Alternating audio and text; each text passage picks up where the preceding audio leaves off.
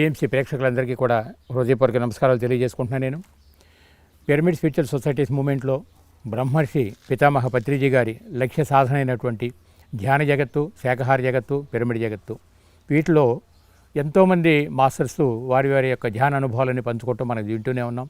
అలా ఓంకారేశ్వర పిరమిడ్ ధ్యాన శక్తి క్షేత్రంలో ఈరోజు మేడం వరలక్ష్మి గారి ధ్యాన అనుభవాలు తెలుసుకోవటానికి మనం ఇప్పుడు కూర్చున్నాం. మేడం గారు పుట్టింది పెరిగింది కృష్ణా జిల్లా అయినప్పటికీ కూడా ధ్యానపరమైన అవగాహన పెరిగిన తర్వాత ఒక ఆశ్రమ వాతావరణంలో వారి యొక్క ధ్యాన అనుభవాలు మనకు తెలియజేస్తున్నారు. వారి అనుభవాలంతా కూడా మనం తెలుసుకుందాం. నమస్తే మేడం. నమస్తే అమ్మా. నమస్కారం రాఘవరావు గారు. మీరు ధ్యానంలోకి ఎలా రాగలిగారు? ఏం ఆశించి వచ్చారు? ధ్యానానికి ముందే నాకు చిన్నప్పటి నుంచి ఆధ్యాత్మికమైన ప్రశ్నలు ఉన్నాయండి. రైట్ అమ్మా. అర్థం కాని పరిస్థితి. మొట్టమొదటి 5-6 సంవత్సరాల నుంచి నాకుండే ఒకే ఒక సందేహం, ఈ భూమి కింద ఏముంది? ఎంతమందినో అడిగాను. 10-14 సంవత్సరాలు వచ్చినా కూడా అడిగాను. మట్టి బొగ్గులు ఉంటాయి, ఏముంటాయి అని ముట్టుకాయ ముట్టారు. ఎవరు సమాధానం చెప్పలే. అది ఫస్ట్ క్వశ్చన్. ఓకే. తర్వాత ఆధ్యాత్మికంగా పూజలన్నీ ఎక్కువ చేసేదాన్ని. పల్లెటూరు పెరగటం కృష్ణా జిల్లా కూచిపూడి దగ్గర బార్లపూడి అని పల్లెటూరులో నేను పెరిగాను. అమ్మమ్మ దగ్గర పెరిగాను. ఓకే. ప్రకృతి వాతావరణంలోనే పూర్తిగా పెరిగాను. మళ్ళీ మేనమామనే వివాహం చేసుకున్నాను. రైట్. చిన్నప్పుడు ఒక ట్రెండ్గా ఉండేది. 14, 15, 16 ఏళ్ళు వచ్చినప్పుడు ఒక ట్రెండ్లో ఉన్నాను. మేనమామతో వివాహం అయిన తర్వాత పిల్లలు పుట్టిన దగ్గర నుంచి పూజలు పునస్కారాల్లో ఉన్నాను. బాబా గారు అంటే ఎక్కువ ఇష్టం ఉండేది. ముఖ్యంగా శివలింగం అంటే నేను మర్చిపోయేదాన్ని. ఇది అసలు అక్కడ నేను ఉండేదాన్ని కాను. అంటే ఆ స్టేట్ ఇప్పుడు అర్థమవుతుంది, అప్పుడు తెలియలేదు. ఎక్కడికి వెళ్ళినా ఏం చేసినా, త్రిమూర్తులు పూజ చేసినా, ఏం చేసినా అందరూ వెళ్ళిపోయిన తర్వాత నాకు ఆలోచన రాకూడదు, నేను సైలెంట్గా ఉండాలి అని చెప్పి అప్పుడే అనిపించేది. కానీ ఆ సైలెన్స్ ఎలా ఉండాలని తెలిసేది కాదు. అది ఇదే అయిపోయిన తర్వాత నా పిల్లలు పెద్దవాళ్ళు అయ్యారు. పూర్తిగా సంసారంలో పడిపోయాను. ఓకే. 2 పిల్లలు, నా బిడ్డలు బంగారాలు, నా కొడుకు కూతురు. కష్ట సుఖాలను అర్థం చేసుకుని చిన్నప్పుడే వాళ్ళు చాలా ఎన్లైట్ అయ్యారు. నేనే ఎన్లైట్ అవ్వలేదు ఆ విషయంలో. ఎందుకనంటే బయట ఫ్యామిలీ కన్నా వెళితే కొద్దిగా కష్టము, ఆ వివరణ అర్థమయ్యేది. తాతల దగ్గరే పెరిగి మేనమామని పెళ్లి చేసుకుని కష్టం అంటే ఏంటో తెలియకుండా పెరిగాను నేను. అది చాలా అదృష్టం అని చెప్పి మనం అనుకుంటాం, కానీ కష్టపడితేనే అన్నీ తెలుస్తాయని తర్వాత తెలిసింది. సరి అని అన్నీ అర్థమవుతాయని అర్థమైంది. పిల్లలిద్దరికీ మ్యారేజ్ అయిపోయింది. నేను నా మనవడిని పెంచుతున్నాను 3 సంవత్సరాలు. ఇప్పుడు వాడు చాలా గ్రేట్ మాస్టర్ అమెరికాలో ఉన్నాడు. 3 సంవత్సరాలు నేను చేసింది ఏంటి అని అంటే, నా 4 మనవాళ్ళు వెజిటేరియన్, నాన్ వెజ్ నుంచి దూరంగా ఉంచడానికి చాలా కష్టపడ్డాను. వాళ్ళు చిన్నప్పటి నుంచే అసలు నాన్ వెజ్ అనేది, పుట్టి పెరిగింది నాన్ వెజ్ ఫ్యామిలీలో. అందులో నేను విపరీతంగా మాంసాహారం తిన్నాను. అది ఇదంతా ఫిజికల్ లైఫ్. ఈ లైఫ్లో నాకు సడన్గా మిలారేప చదివాను. ఒక్క పుస్తకం చదవటం, ఎందుకంటే నేను చదువుకోలేదు. తెలుగు అక్షరాలు 1, 2, 3 తప్ప కూడా నాకు ఎక్కువ జ్ఞానం లేదు. ABCDలు ఒకటొచ్చు. కానీ ఆ సమయంలోనే నాకు ఎంత లోపల ఉండే ఒక క్వశ్చన్, నాకు థర్డ్ విజన్స్ వచ్చేది, ఆస్ట్రో ట్రావెల్స్ జరిగేవి, కానీ అవి నాకు తెలిసేది కాదు. ఎవరిని అడిగినా సమాధానం చెప్పేవాళ్ళు కాదు. ఒకరోజు బాబా గుడిలోకి వెళ్ళాను. ఎందుకనంటే భౌతికమైన సమస్యలు, ఇల్లు రిజిస్ట్రేషన్ అవ్వలేదని కష్టపడి రక్తం దారపోసి సంపాదించి కట్టుకుంది కూడా మనకి ఇంత పర్ఫెక్ట్గా ఉంటే కూడా మనకి ఎందుకు కష్టాలు వస్తున్నాయి అనుకున్నానే. కష్టాలు భగవంతుడు తీర్చాలనుకుంటున్నాను, కానీ అది మన కర్మను బట్టి వస్తాయి అనేది, గతాన్ని బట్టి ఇప్పుడు అనేది దండాలు పెట్టుకున్నాము. గుడిలోకి వెళ్ళి కూర్చున్నప్పుడు ఒక మిరాకిల్ జరిగిందండి. సడన్గా నాకు గుడి చుట్టూ ప్రదక్షిణ చేసి అలా కూర్చోగానే కొద్దిగా ఆయాసం వచ్చింది. ఆయాసం అనేది వచ్చినప్పుడు మనం కళ్ళు మూసుకోగానే మన బ్రీతింగ్ మీదే తెలియకుండా అబ్జర్వేషన్ వెళ్ళిపోయింది. వెంటనే విజన్ మారిపోయింది. గుళ్ళో ఏమీ కనిపించట్లేదు, ఒక బాబా విగ్రహం కనిపించట్లేదు, ఏమీ కనిపించట్లేదు. దేవుడేడి అనుకుంటున్నాను. ఆ మూల నుంచి గాల్లో దండలు, గాల్లో హారతి కనపడుతున్నాయి.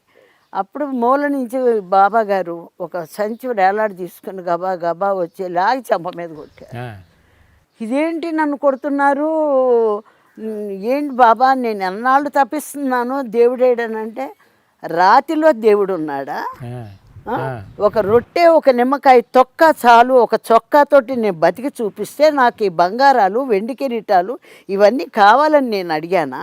రైట్. ఎలా జీవించాలి, ఒక యోగి యోగత్వంతో ఎలా జీవించాలనేది నేను చూపించాను. మూర్ఖురాల ఇంకెన్ని జన్మలు ఆధ్యాత్మికత అంటే ఒళ్ళు బాగు చేసుకోవటం కోసం ఇల్లు రిజిస్ట్రేషన్ చేసుకోవటం అనుకున్నావా? ఇకనైనా ధ్యానం చేయని చెప్పేసి వెళ్ళిపోయాను. ఆ, నా కళ్ళు తెరిచి అయోమయం అయిపోయా, ఆ, అర్థం కాలేదు. వెంటనే ఆటో ఎక్కి ఇంటికి వెళ్ళిపోయానండి. అదే లాస్ట్ అండ్ ఫైనల్. నా పూజలు కానీ ఇవి కానీ ఇంకా నాకు ఇక లేదు. వెంటనే నాకు అక్కడ అర్థమైంది. ఆయన కానీ చెంప మీద కొట్టకపోతే అది కూడా ఏదో విజన్ అనుకునేదాన్ని. ఈ చెంప మీద కొట్టబట్టే నాకు స్పర్శ. ఆ స్పర్శ తెలిసి ఎస్ ఇది కరెక్ట్ అని. ఇలా నాకు 2-3 ప్రత్యక్ష అనుభవాలు కలిగినాయండి. క్రీస్తు ద్వారా ఒకటి కలిగింది, క్రీస్తు. యేసుక్రీస్తు.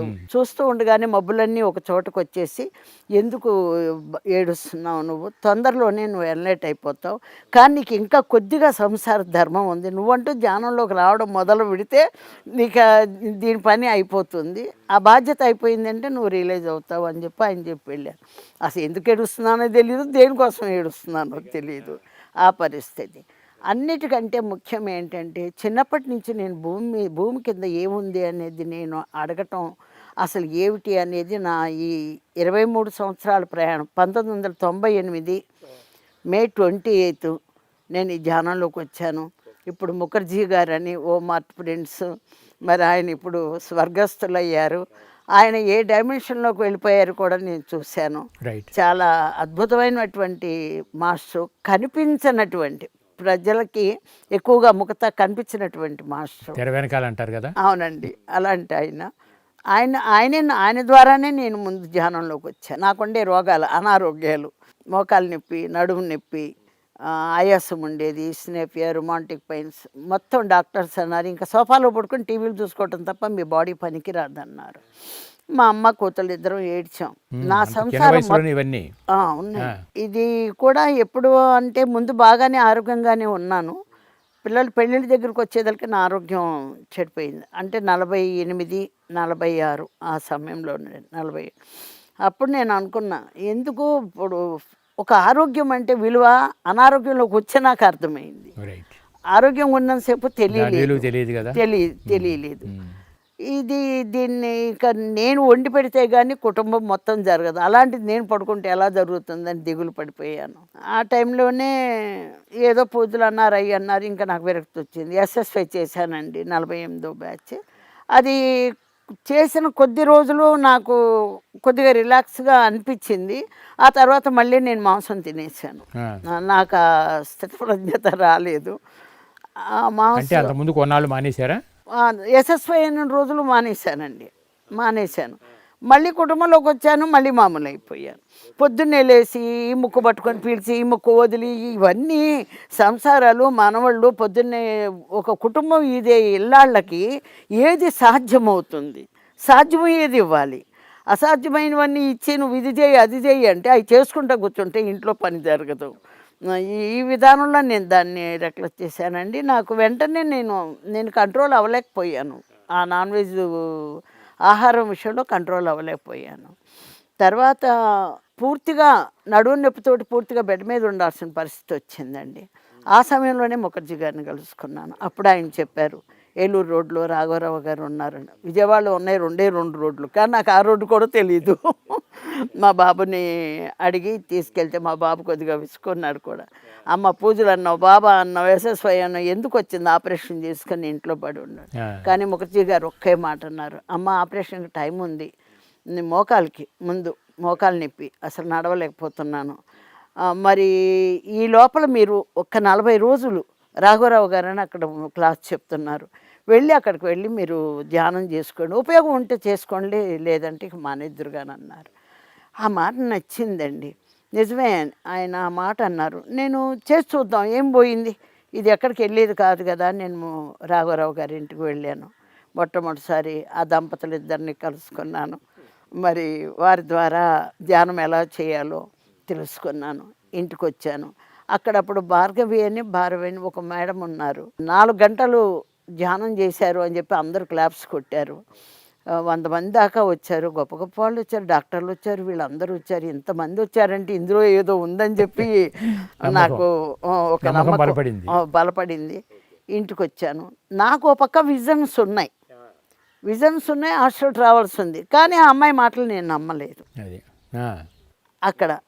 ఎందుకంటే నాయే పర్ఫెక్ట్గా నాకు అర్థం కాలేదు. ఏదో కనపడుతున్నాయి. థర్డ్ ఉండగానే సరికాదండి, విజన్ ఉండగానే సరికాదు. ఏదో కనపడుతున్నాయి, ఎందుకు కనపడితే తెలియదు. దాని క్లారిటీ కావాలి. అప్పుడు మళ్ళీ నేను ఇంటికి వచ్చేసి మొట్టమొదటి రోజు ధ్యానంలో కూర్చున్నానండి. ఆవిడ 4 గంటలు కూర్చుందంట. నేను కూర్చోలేనా, నేను 2 గంటలు కూర్చుంటానని అలారం పెట్టుకొని కూర్చున్నానండి. కూర్చున్నప్పుడు తెలిసింది అనవసరంగా మనకు ఒక అనుభవం లేకుండా ఒకళ్ళని మాట్లాడకూడదు. నేను 10 నిమిషాలు కూర్చోలేకపోయాను. 10 నిమిషాలు కళ్ళు మూసుకుని శ్వాస మీద ధ్యాస పెడితే చిన్నప్పటి నుంచి పనికిరాని ఎన్ని ఆలోచనలు రావడం మొదలుపెట్టినాయి.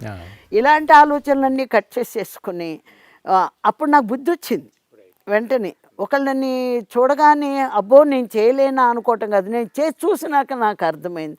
అంటే అనుభవం లేకుండా మాట్లాడకూడదు అని చెప్పి మొట్టమొదట ఇది నాకు అర్థమైంది. ఆ రోజు కూర్చోగానే మొట్టమొదటి విజన్ నాకు వినాయకుడు కనిపించాడండి. భూమిలో నుంచి వచ్చిన ఒక పాత ఐరన్ షేప్ మీద విఘ్నేశ్వరుడు కనిపించాడు. విజన్ కనిపించింది. కానీ 1998లో మొట్టమొదట కనిపించిన ఆ ఐరన్ షేపు వినాయకుడు కనపడ్డాడని ఎన్ని క్లాసుల్లో చెప్పాను. కానీ నేను పేరవరంలో 1.5 సంవత్సరం ఉన్నాను. అప్పుడు నాకు కనిపించిందండి. 5th డైమెన్షన్ వాళ్ళు ఐరన్ సేఫ్ కనిపించింది, వినాయకుడు కనిపించింది అన్న. సేఫ్లో ఏముందో మీరు చూసారా? బీరువాలో ఏముందో చూసారు అంటే వశిష్ఠ గౌతంలోనే. బీరువా అంటే ఏమిటి అంటే నా లోపల ఉండే అర. ఈ అరలో ఏమున్నాయో మీరు చూసుకున్నారా అంటే విశ్వరహస్యాలన్నీ పొందుపరిచి మనలోనే ఉన్నాయి అని. ఆ విశ్వరహస్యం 5th డైమెన్షన్లోకి ఎంటర్ అవ్వడం. ద సన్ ఆఫ్ ది సూర్య అని మన భూమధ్య రేఖలో పెట్టినటువంటి గీజా పిరమిడ్ ఏ రకంగా కట్టారు, ఎవరు కట్టారు అనేది ఆ సీక్రెట్లన్నీ ఆ రోజు చూసుకున్నానండి. అన్నీ అవన్నీ ఇట్లా ముందు నా పాయింట్ ఏంటంటే నా హెల్త్ బాగుండలేదు. కానీ హెల్త్ కోసం నేను ధ్యానం చేయలేదండి. ఆయన చెప్పారు ఇదేంటో చేసి చూద్దాం అని చెప్పి నేను ధ్యానం మొదలుపెట్టాను. ధ్యానంలో నాకు ఈ ఫస్ట్ ఎక్స్పీరియన్స్. 2వ రోజు ఆంజనేయ స్వామి కనిపించారు. 3వ రోజున ఒక దూరపు కొండల మీద నాకు ఒక తెల్లటి గడ్డపాయన కనిపించారు. యేసుక్రీస్తు అనుకున్నాను. కానీ నా విజన్ కనపడుతోంది కానీ నా సౌండ్ వినపట్టలేదు. నాకు అప్పటికి ఇంకా క్లియర్ వాయిస్ రాలేదు. వెంటనే ఆయన ఒళ్ళో జంతువులన్నీ వస్తున్నాయండి. కూర్చున్న ఆయన ఒళ్ళోకి జంతువులన్నీ వస్తున్నాయి. గొంగళ పురుగు వస్తే ఆమె దూరాన్ని వెళ్తాం, ఎంత జ్ఞానులమైనా ప్రాక్టికల్గా.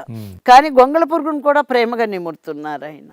అది అలాంటి మొత్తం యానిమల్స్ అన్నీ ఆయన ఒళ్ళోకి వస్తున్నాయి. ఏ దేవుడో, ఏ కృష్ణుడో, రాముడో, శివుడో కనపడతాడు అనుకుంటే ఈ జంతువులు ఏంటి, ఇదేంటి అనుకున్నానండి. కానీ అది అర్థం అవటానికి చాలా సమయం పట్టింది. కేవలం జంతు సామ్రాజ్యాన్ని రక్షించడానికి పత్రిగారు జన్మ తీసుకున్నారు. అయితే ఇప్పుడు ఆ ఒళ్ళో నుంచి అన్ని వెళ్ళి పత్రిగారు మొట్టమొదటిసారి మీరు ఎప్పుడు చూసారు? నేను చూడలేదండి అప్పుడు. పత్రిగారు నాకు తెలియదు ఇంకా, ఎందుకంటే నడిచే పరిస్థితిగా లేను. 3వ రోజున ఇది చూశానండి, విజన్ చూశాను. ఎవరో ఆయన అనుకున్నాను. అప్పుడు ఒక ఫోటో కానీ పాంప్లెట్ కానీ ఏమీ లేవు. రాఘవరావు గారి ఇంటికి వెళ్ళి ధ్యానం నేర్చుకుని వచ్చిన అక్కడ ఏమీ లేవండి. ధ్యానం చేసేసాం, వచ్చేసాం. 3వ రోజున ఆయన చూశాను. 4వ రోజున నా కాలు ఎవరో పట్టుకుని గుంజినట్టు అనిపించిందండి. గిలగిల్లాడిపోయాను. 2 దిళ్ళు వేసుకుని కూర్చోవలసిన పరిస్థితి ఉన్న నేను ఎవరో పట్టుకుని లాగినట్టు అనిపించింది. మళ్ళీ అదే యాంగిల్కి వెళ్ళిపోతుంది దానికి అదే. అప్పుడు మళ్ళీ నెమ్మదిగా కాలు కింద పెట్టి, ఈ కుడి కాలు కింద పెట్టి దేనైనా పట్టుకుని సపోర్ట్ కానీ దిగలేకపోతున్నా. అలాంటిది 2 కాళ్ళు పెట్టి గబగబా నడిచేసేసాను. ఏం మిరాకిల్ ఇది! నేనేం చేశాను అప్పుడు నా డౌట్, ముక్కులో గాలికి మోకాలు నొప్పికి సంబంధం ఏంటి? ఇక్కడ ఏం ప్రాణాయామాలు చేయట్లేదు, మెడిసిన్ లేదు, ఆసనాలు లేవు, ఊరికే ముక్కులో గాలి గమనిస్తానికి దీనికి సంబంధం ఏంటి అని ఒక క్వశ్చన్ వచ్చింది. అప్పుడు నాకు రాంప గారు చెప్పారండి, దట్ ఈస్ స్పిరిచువల్ సైన్స్. నువ్వు ముందు కొన్నాళ్ళు ధ్యానం చేయి, తర్వాత అది ఎలా నయమైంది ఏంటనేది మీకు అర్థమవుతుంది అని చెప్పారు. అయితే అనుమానాలు కదా, ఎన్నో ప్రశ్నలు ఉద్భవిస్తూ ఉంటాయి. అలా ఆ లైఫ్ అట్లా ఒక్కొక్క ట్రెండ్లో నేను ఇటు నెట్టుకొస్తూ వచ్చానండి. ముందు అసలు తర్వాత ఎప్పటికో కానీ మీ అనారోగ్యాలు తగ్గినాయా అని ఎవరన్నా అడిగితే అప్పుడు కానీ నాకు గుర్తు రాలేదు. నా నడుము నొప్పి ఏమైపోయిందో, మోకాలు నొప్పి ఏమైపోయిందో, ఆయాసం ఏమైపోయిందో, ఒక్కటి without medicine my body 23 years. మళ్ళీ అనారోగ్యం అనేది నా కానీ దరిదాపులకు దృష్టి రాలేదు. మీ అటెన్షన్ అంతా కూడా ఈ విజన్స్ మీద, ఈ రీసెర్చ్ మీద పడిపోయింది. మొత్తం అసలు ఇక నాకు నా శరీరం ఏంటనేది లేదు. ఇంట్లో పని ధ్యానం, ఇంట్లో పని ధ్యానం అండి.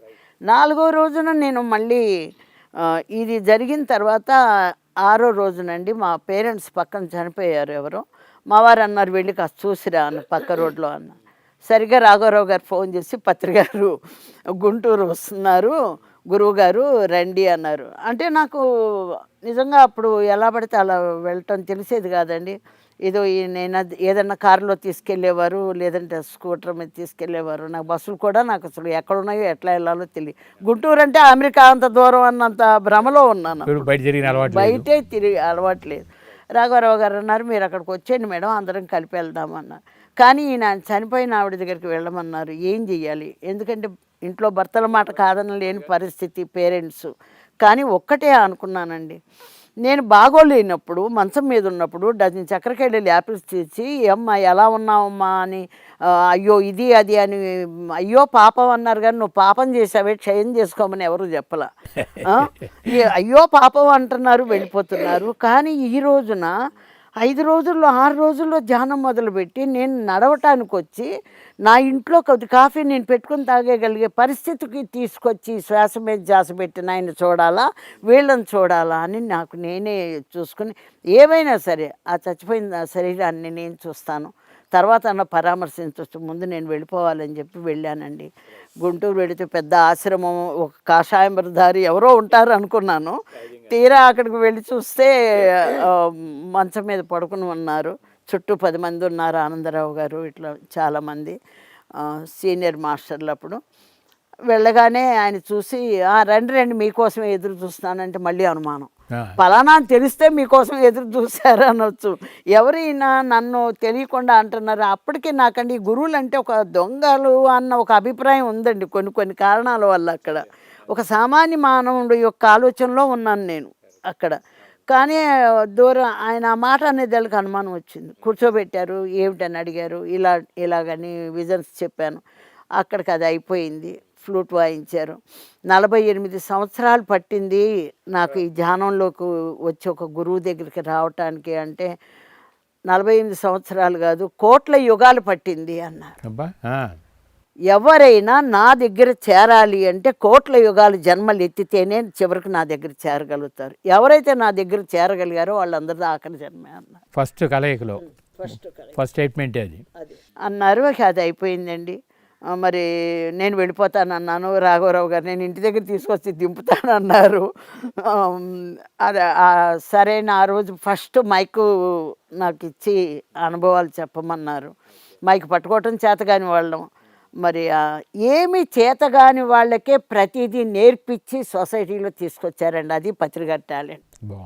చేతలేని వాళ్ళకి చెప్పాల్సిన అవసరం లేదు. ప్రతిదీ నేర్చుకుంటూ చేసుకుంటూ వచ్చాం. అది ఎంత గొప్పదనం అండి. ఏమి తెలియని వాళ్ళం నేర్చుకుని చేయటం. అట్లా అది నా స్టార్ట్. నేను మైక్ పట్టుకుని మాట్లాడటం జరిగింది. అక్కడి నుంచి ఇంటికి వెళ్ళిపోయానండి. ఇక అక్కడి నుంచి నా సాధన ఎంత అపారమైన సాధన అయిపోయిందంటే, ముందు చెప్పేయాలని తాపత్రయం. చుట్టాలు ముందు బంధువులందరినీ పిలిచి, ఎందుకంటే మన ఇది బంధువుల మీద, ఇంట్లో వాళ్ళ మీద వెళ్ళిపోతుంది. బంధువులందరినీ పిలిచి సాయిబాబా భజన అని చెప్పి క్లాస్ పెట్టించాను. కానీ ఒక్కళ్ళు కూడా ధ్యానం చేయలేదండి.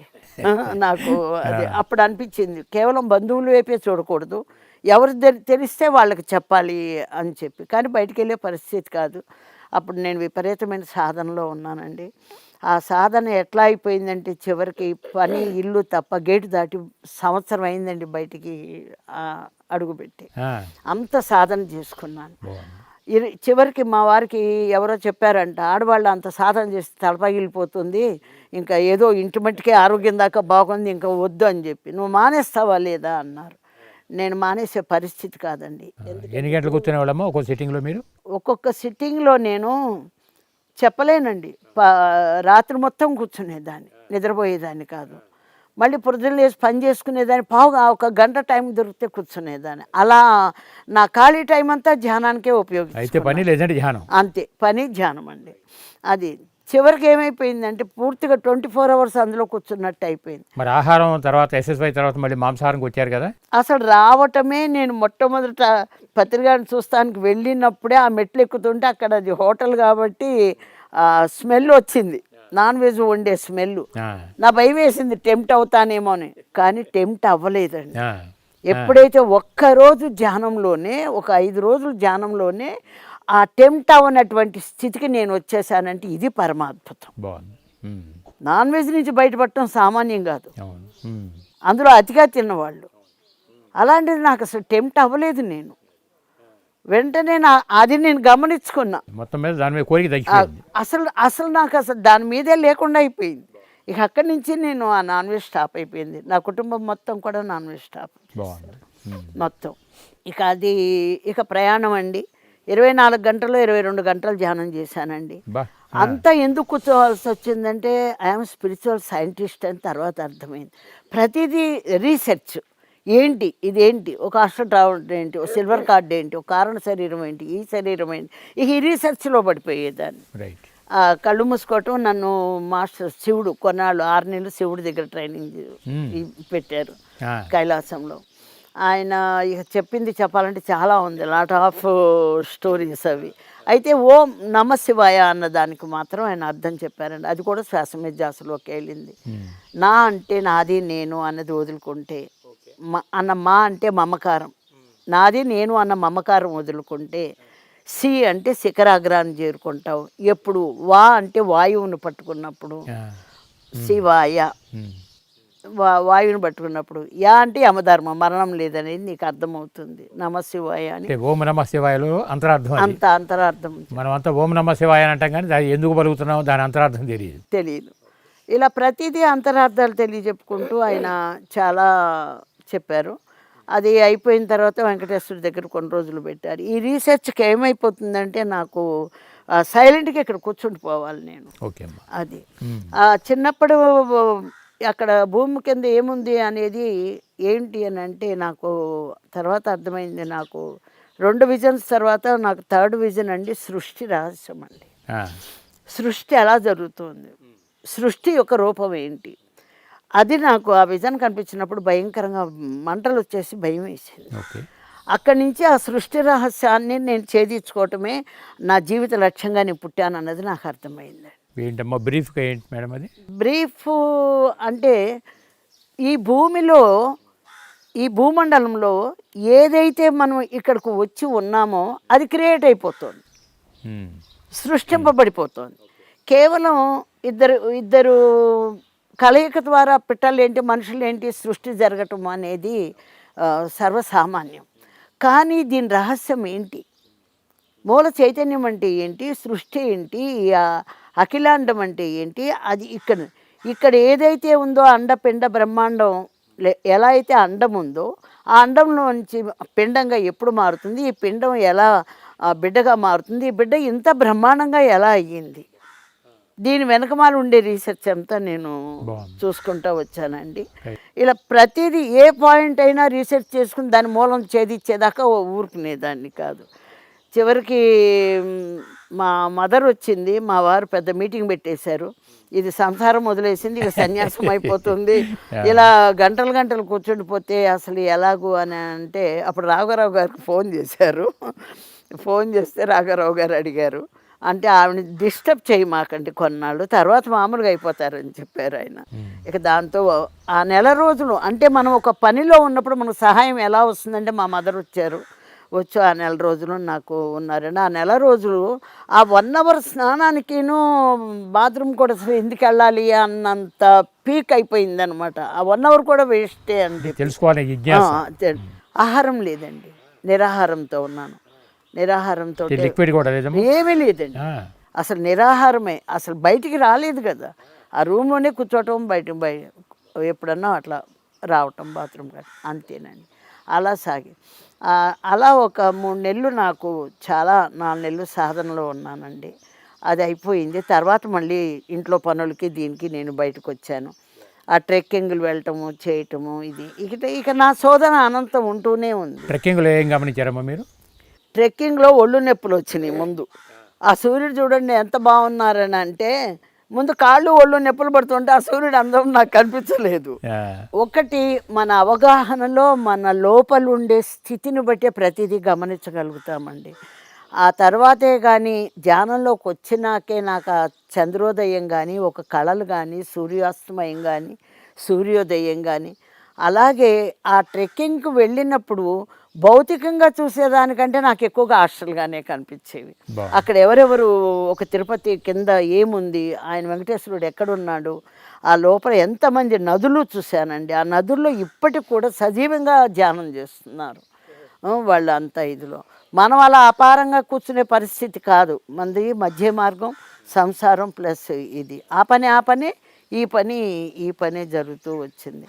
ఇలా ట్రెక్కింగ్లో నేను చాలా విషయాలు తెలుసుకున్నాను. ఒకటి, అంతమందిలో కష్టం తెలియలేదు.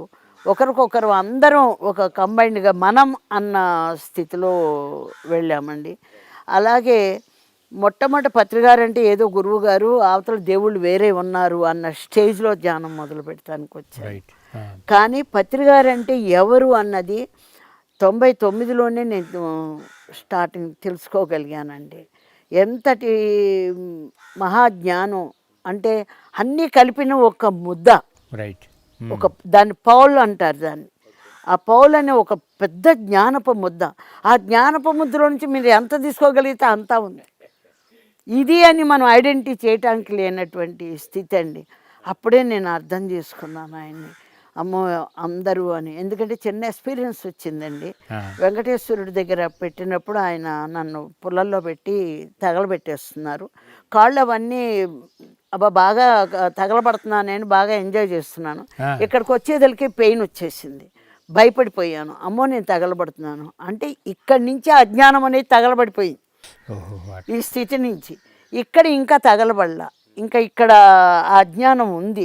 అది దానికి వెంటనే పత్రికారు అంగపంగల మీద వచ్చి, ఈ రకమైన ట్రీట్మెంట్ నేను చేయలేక మీకు అప్పచెప్పానా, ఒక్కసారి మా అందరిలో ఉండే అజ్ఞానం పటాపంచలైపోదు, వాళ్ళు తీసుకొచ్చుకున్న దాన్ని బట్టి అంచెలంచెలుగా కర్మక్షయం అవుతుంది కదా, మరి అలాగని చెప్పి గట్టిగా అరిచారండి. ఇదేంటి వెంకటేశ్వరుడు దగ్గర ఈయన దేవుడు, ఇదేంటి గురువుగారు ఏంటి ఆయన అరుస్తున్నారు ఏంటి అని చెప్పి నేను అడిగాను. అడిగితే సార్ని అడిగానండి. అంటే వెళ్ళి ఆయన్నే అడుక్కో అన్నారు. అప్పుడు ఆయన్ని అడిగాను, మీరు దేవుడు కదా అని, మీరు దేవతవి కాదా అన్నారు. ఏమోనండి నాకైతే మనిషి అనే తెలుసు, లక్షణాలు మాత్రం ఒక్కొక్కటి మార్పు నాకు అర్థమైనవి అని. అంటే నేను కాదు, మీరు విడివిడిగా చూస్తున్నారు, ఇక్కడ విడివిడిగా ఉన్నాము ఎవరి స్థాయిలో మేము ఎదగటానికి. కానీ నాలాంటి వాళ్ళని కోట్ల మంది నుంచోబెట్టి శాసించగల వ్యక్తి ఆయన. అలా ఎలాంటి ఆయన దగ్గర మీరు ఉన్నారో గుర్తు చేయడం కోసం నేను చెప్తున్నాను అని చెప్పాను. అప్పుడు నాకు అర్థమైందండి, ఏది దేవుళ్ళు అని మనం పేరు పెట్టుకున్నాం కానీ అందరూ యోగులు, యోగీశ్వరులు. ఎవరు ప్రతి ఒక్కరూ వారి వారి స్థాయి నుంచి ఇంకా ఉన్నత స్థితికి వెళ్ళడానికే వాళ్ళ ప్రయత్నాలు జరుగుతున్నాయి తప్ప మనం భజనలు చేసి పూజలు చేసి అడగటం అనేది అక్కడ అసంబద్ధం అనేది నాకు అప్పుడు అర్థమైందండి. అలాగే ఇక్కడ ఆ లోకం చూసాం, ఈ లోకం చూసాం, థర్డేలు ఇవన్నీ వేరండి. ఈ భౌతిక ప్రపంచ జ్ఞానం నాకు జీరో. ఆ పెద్ద బయటికి వెళ్ళని కారణమే కానివ్వండి, ఇదేమో కానివ్వండి. దానికి నేను పత్రికారిని అడిగాను, నాకెందుకు నాకు వల్లనే అందరూ ఉంటారు అనుకున్నాను, ఏది ఎలా ముందు అసలు నాకు వాక్క్షేత్రం సరిగ్గా లేదు ఆ సమయంలో. వాక్క్షేత్రం లేకపోతే నా నోటి మాట నా నుదుటి రాతలాగా నేను చాలా ఫేస్ చేశాను.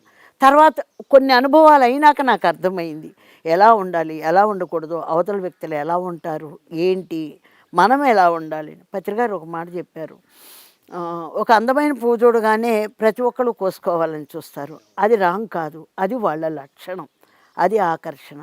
కానీ ఆ పువ్వుని ఎప్పుడూ సంరక్షించుకోవాలి. అలా స్త్రీని ఎప్పుడు కూడా స్త్రీ తనను తాను సంరక్షించుకుంటూనే ఉండాలి అని చెప్పి, అది ఆ విషయంలో ఎన్నో అనుభవాల ద్వారా నేను ఎన్లైట్ అయ్యానండి. అయితే ఇక్కడ మానవుడి యొక్క ఆలోచన, దైవత్వపు యొక్క దివ్యుడి ఆలోచన వేరుగా ఉన్నాయి. మానవుడి ఆలోచన ఏంటంటే ఇదిగో ఈ అనుభవాలన్నీ వచ్చినాయి, నువ్వు సైకిల్ తొక్కి కాళ్ళు ఎరగొట్టుకున్నాక ఇంకా లాభం ఏముంది అని అంటారు. దివ్యుడి యొక్క ఆలోచన ఎలా ఉంటుందంటే ఆ అనుభవంతో నువ్వు ఎన్లైట్ అయ్యావు, ఆ ఎన్లైట్ నుంచి పైకి పంపించడానికి చూస్తావు. ఎదుగుదల పరిణామ క్రమంలో ఎప్పటికప్పుడు ఎప్పుడు సన్నివేశం నుంచి మనకి ఎదుగుదల. అది ఆ ఆలోచన నేను పట్టుకున్నానండి. అది ప్రతి ఒక్కళ్ళలో ఒక జడ్జేనాట్ అన్నదాన్ని అప్పుడు అర్థమైంది నాకు. ఎందుకు జడ్జ్ చేయకూడదు అని అంటే ఎవరు ఏ గుణం తెచ్చుకున్నారో ఆ గుణంతో వాళ్ళు నర్తిస్తున్నారు కాబట్టి నా గుణంతో నేను ఉండాలి ఇక్కడ. అన్నీ గమనించుకోవాలి. మనం వద్దు అనుకుంటే దూరంగా ఉందాం, తెలిస్తే మాట్లాడదాం, తెలియకపోతే సైలెంట్గా ఉందాము అన్న స్థితికి వచ్చానండి. హాస్టల్గా నన్ను అనేక లోకాలకు తీసుకెళ్లారు పత్రికారు. నాకై నేను ఎన్నో లోకాలకు వెళ్ళాను.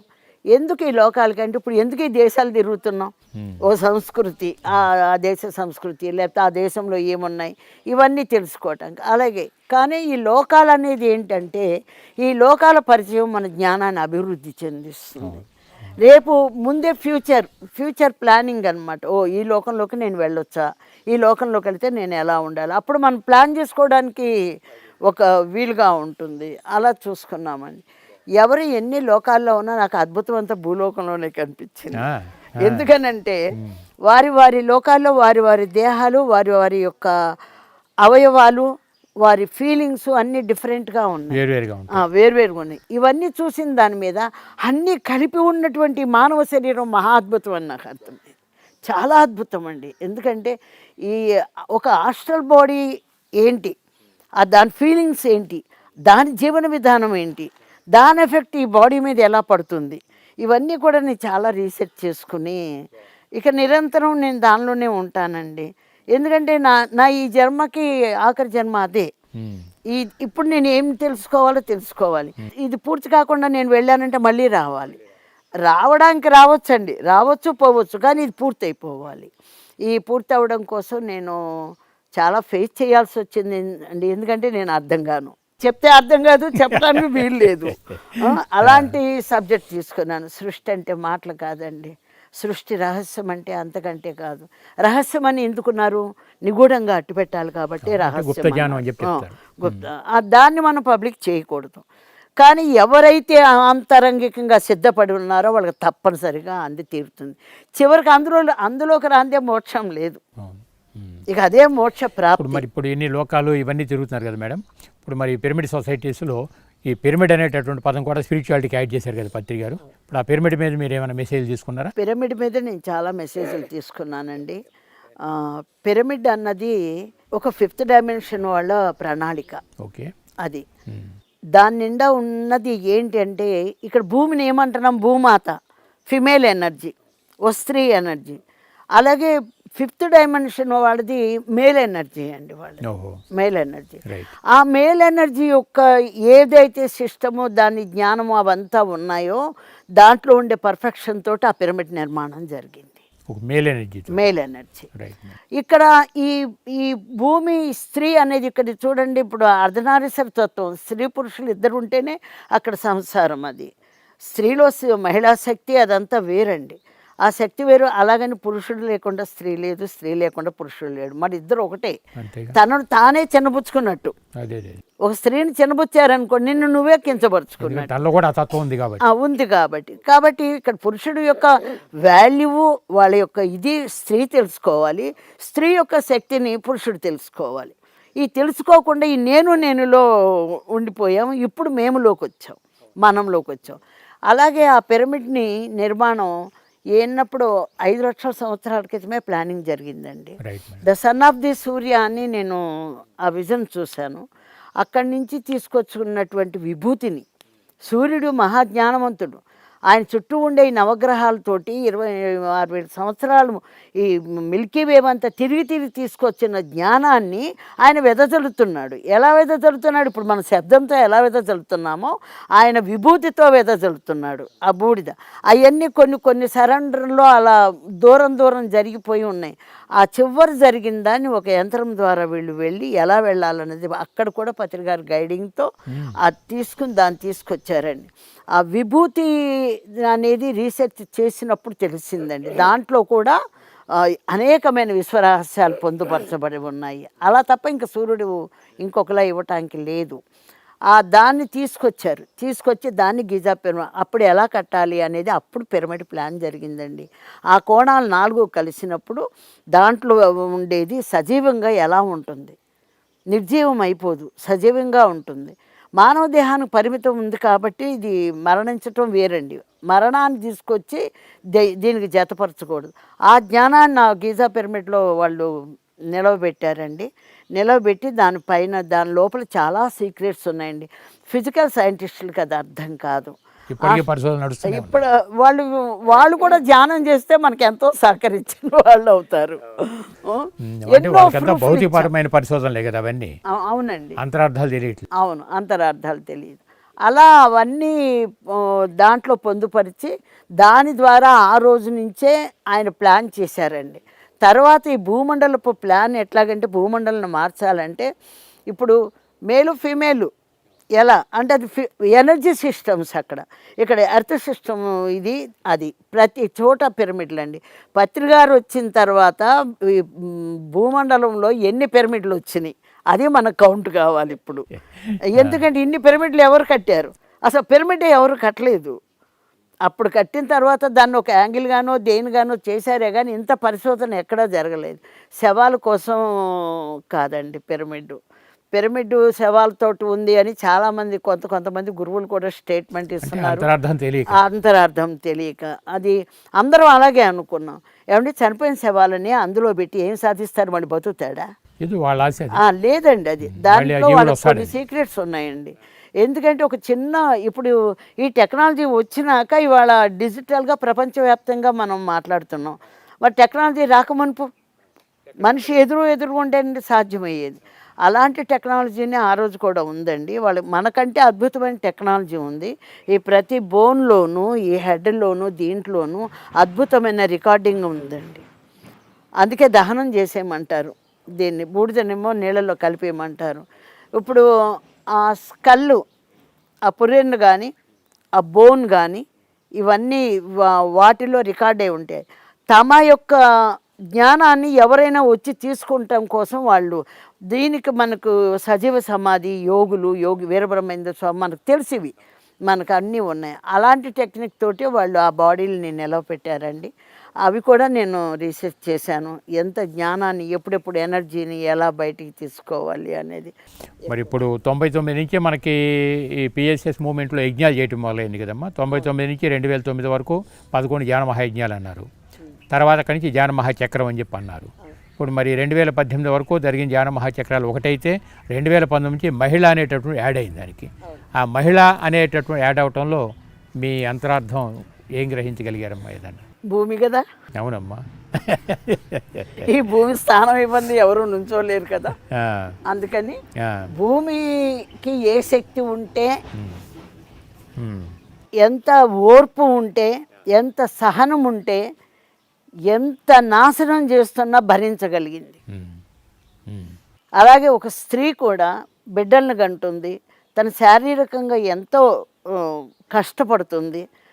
అన్నిటికంటే ఈ భూమి మీద కష్టం చంటి బిడ్డలను పెంచటం.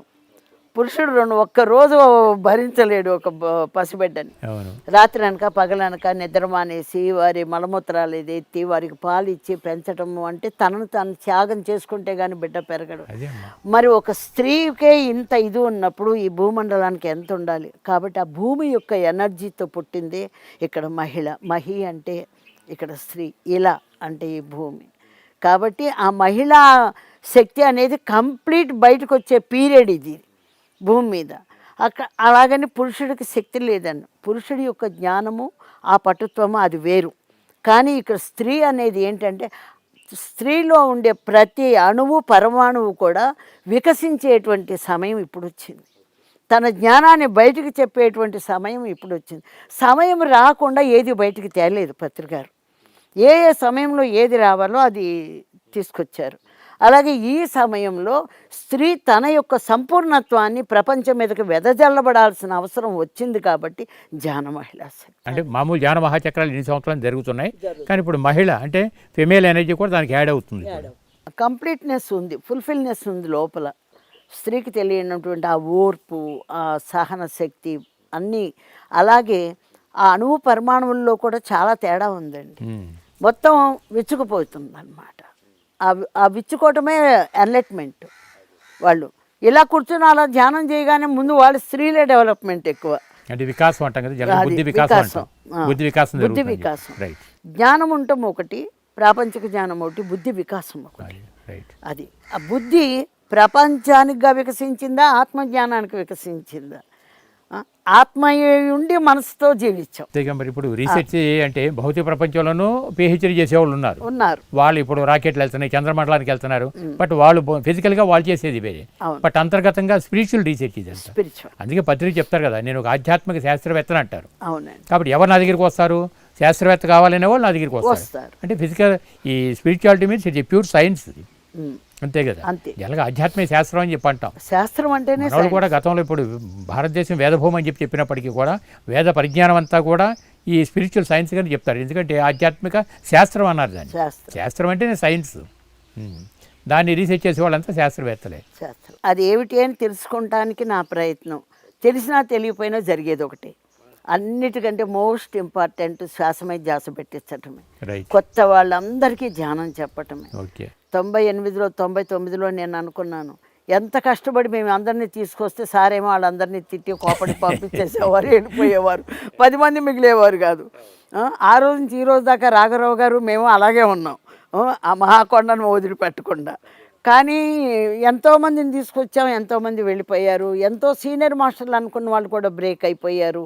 మరి నిలబడి పటుత్వంగా ఆ రోజు నుంచి ఈ రోజు దాకా చేసిన వాళ్ళందరూ చాలామంది ఉన్నారు. అది వారి వారి మనస్థితిని బట్టి అండి, ఆ ప్రేరణ, దాని జ్ఞానాన్ని బట్టి. మరి ఆత్మజ్ఞానం అంటే ఊరికే వచ్చి ఒళ్ళో పడుతుందా? అనేకమైన పరీక్షలు ఎదుర్కొన్నానండి. నా పరీక్షల్లో నేను చాలా బాగా పెట్టాను అనుకున్నానండి. ఎంతోమందికి భోజనాలు పెట్టేదాన్ని, ఎంతమంది వచ్చిన 4-5 భోజనం ఉండేది, చాలా ప్రేమగా పెట్టేదాన్ని.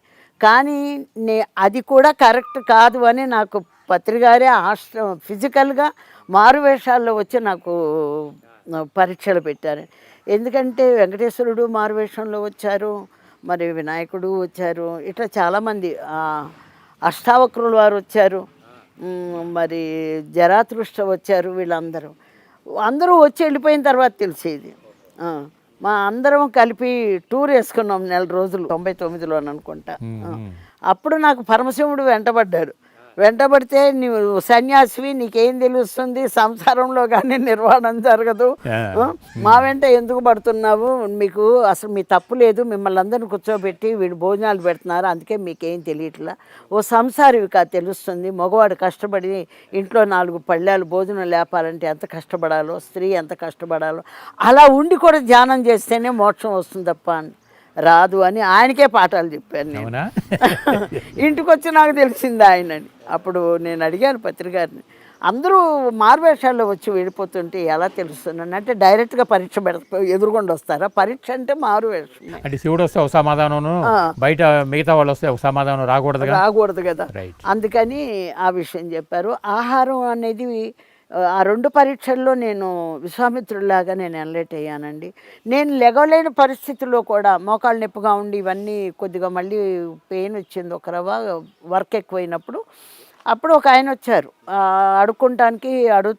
అడుగుతుంటే ఎక్కడో పొట్టలో కదిలింది, అమ్మ ఆకలిస్తుంది అన్నం పెట్టాను కానీ వెళ్ళానండి. గేట్ అంత దూరాన ఉంది, గేట్ తాళం తీసి బయటకు వెళ్ళేది, ఏం తెచ్చుకున్నావు అంటే ఏం తెచ్చుకోలేదు అన్నాడు. పేపర్లో పెట్టిమ్మన్నాడు. అప్పుడు అరిటాకులో ఇంత అన్నం పెట్టి ఇంత మామిడికాయ పచ్చడి వేసాను. నిజంగా ఆ రోజు నేను వంట చేయలేదండి, ఇన్ని రసం ఉన్నాయి, ఇన్ని రసం, ఆ రసం నేను పోసుకుని తినొచ్చులే అని అనుకుని ఇంత మామిడికాయ పచ్చడి వేసి అన్నం పెట్టి వచ్చానండి. అన్నం పెట్టి వచ్చిన దానికే అన్నాడు, మంచినీళ్ళకి మళ్ళీ వెళ్ళా, తాళం తీయటానికి ఒకసారి, అన్నం పెడతానికి ఒకసారి, మంచినీళ్ళు ఇస్తానికి ఒకసారి, అక్కడికి 4 సార్లు ట్రిప్పులు తిరిగా. అక్కడికే మళ్ళీ నాకు నెట్ట మధ్యాహ్నం 2 అయ్యింది. వచ్చినాక మామిడికాయ పచ్చడి కలుపుకుని అన్నం తింటూ కడుపు బగ్గుమంటోంది, అన్ని రసం ఉంటే పొయ్యొచ్చుగా, నాకు కోపం వచ్చింది. ఈ రోడ్లో అపార్ట్మెంట్లో ఏసీలు వేసుకొని అందరూ పడుకున్నారు, నిన్ను ఒక్కళ్ళు గమనించలేదు, రోడ్డు మీద ఆకలి అన్నదాన్ని నేను తీసుకొచ్చి నీకు పెట్టిన దాన్ని తిని తృప్తిగా వెళ్ళక రసం ఉంటే పోయలేదని అడుగుతావా, మజ్జిగ పోస్తానన్నాను కదా అని పోనీ ఫోన్ చేయిపోయావా పప్పుచారు కాసి పెట్టేదాన్ని అన్న. వెటకారం వెటకారం చేశా అని లోపలికి వచ్చేసా. వచ్చి మజ్జిగ పోసి ఇచ్చి ఇక నేను వెళ్ళిపోయాను. మరుసటి రోజు ధ్యానంలో ఆయన పత్రికారండి. ఏడ్చాను. మీరు వస్తే మంగళ వాయిద్యాలతోటి సమస్తంతో ఆహ్వానించి పెడతారు, నేనేంటి పోపో అని ఇలా చెప్పాను. మీరు ఇలా మారువేషాలతో వస్తే నాకు ఎలా తెలుస్తుంది అని అంటే, నేను చాలా ఎన్లైట్ అయిపోయాను అనుకున్నావు కదా, అన్నీ బాగుంటే అందరూ పెడతారు మేడం, కానీ నువ్వు నడవలేని పరిస్థితిలో ఉన్నా, మంచంలో ఉన్నా, నీకు బాగోని పరిస్థితుల్లో కూడా అవతల ఆకలిని గమనించి ముందు వారికి పెట్టి తర్వాత నువ్వు తినాలి, అప్పుడు కానీ నీకు కంప్లీట్ అవ్వదు. ఇక ఆ దెబ్బతో నేను విశ్వామిత్రులాగా ఇక ఎవరు ఏది అడిగినా ముందు నా ముందు ఇస్తాను ఇచ్చేస్తా ఏదైనా, తర్వాత అలా నేను ఆ విషయంలో ప్రతిదీ A to Z నేర్చుకుంటామే, అన్నీ నేర్చుకోవటమే. జల్లగా ఏమంటారంటే ధ్యానం అనగానే ఏదో ఒక కల్పవృక్షం కామధేను అని చెప్పి అంటుంటారు. నిజానికి ఎందుకు కల్పవృక్షం అన్నారా అని చెప్పంటే చాలామంది అనుభవాలు చెప్తుంటారు. నేను ఆరోగ్యం బాగాలేదని వచ్చానండి, నాకు ఆరోగ్యం బాగుందంటారు. మనశ్శాంతి లేదని వచ్చానండి, మనశ్శాంతి బాగుందంటారు. అనేక రకాల సమస్యలతో వచ్చాను సార్, నా బుద్ధి వికాసం ద్వారా నా సమస్యలు నేనే పరిష్కారం చేసుకున్నానని చెప్పి అంటారు. అలా కాదండి సత్యం కోసం వచ్చామంటారు, సత్యంలో స్థిరపడ్డారు.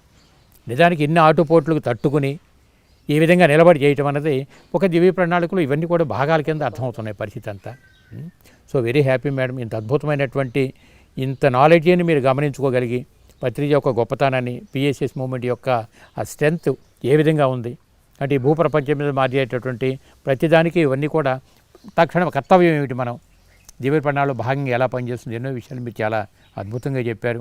కాబట్టి ధ్యానం అంటే కేవలం ఆరోగ్యం కోసం, సమస్యల కోసమే కాదు, ప్రతి వ్యక్తి తన అంతరార్థం, తన జీవిత ధ్యేయం ఏమిటనేది తెలుసుకోగలగాలి అనేటటువంటిది అనిపిస్తుంది. మరి ఫైనల్గా పిఎంసి ప్రేక్షకులకి మీరు ఇచ్చే 2 సూచనలు చెప్పండి. అసలు ముందు నేను పిఎంసిని పట్టించుకోలేదు, పూర్తిగా నా మౌనంలో ఉన్నాను, నిరాహారంలో ఉన్నాను, నాకు అది మైండ్కి ఎక్కల. తర్వాత పిఎంసి రాఘవరావు గారి ఇంటికి వచ్చినప్పుడు స్టార్ట్ ఆ రోజే అయ్యింది. పిఎంసి టీవీలో చూస్తున్నారు, పిఎంసిని 10 మందికి చెప్తారా మేడం అన్నారు. పిఎంసిని నేనే మౌనంలో ఉండి ఇంట్లో కూర్చుని 15 సంవత్సరాల నుంచి బయట ఎవరు వచ్చారో కూడా కొత్త వాళ్ళు తెలియదు, నేను ఎలా చెప్తాను అనుకున్నాను. కానీ పిరమిడ్ పార్టీలో చాలా నేర్చుకున్నాము, మరి ఎంపీగా ఎమ్మెల్యేగా అన్నీ చేశాము. అవన్నీ ఒక ఎత్తు అయితే శాటిలైట్ ఒక ఎత్తు అయింది. ఈ శాటిలైట్ ఏంటా అనేది నేను భూమాత నుంచి సందేశం తీసుకున్నాను, నక్షత్రలోక వాస్తుల దగ్గర నుంచి సందేశం తీసుకున్నాను. నిజంగా కనుక నేను సత్యంలో ఉంటే నక్షత్రలోక వాసులు నాకు ఈ శాటిలైట్కి సహాయం చేయమని చెప్పి నేను అడిగాను. ఆ శాటిలైట్ నిమిత్తమే నేను ₹1,00,00,000 కలెక్ట్ చేస్తానని చెప్పి అనుకున్నాను. ఈ కరోనా టైంలో ప్రపంచంలో మనకు అసలు అది అసాధ్యం మామూలుగా అయితే, కానీ అంతర్లోకాల్లో నుంచి వచ్చిన ఆ మాట సత్యమైతే అక్కడ ఫలించి తీరుతుంది. 1,00,00,000 కాదు, ఇప్పుడు 2,50,00,000 50,00,000 కలెక్ట్ అయింది. మనం ఒకటి అనుకుంటే అది డబుల్ అయ్యింది.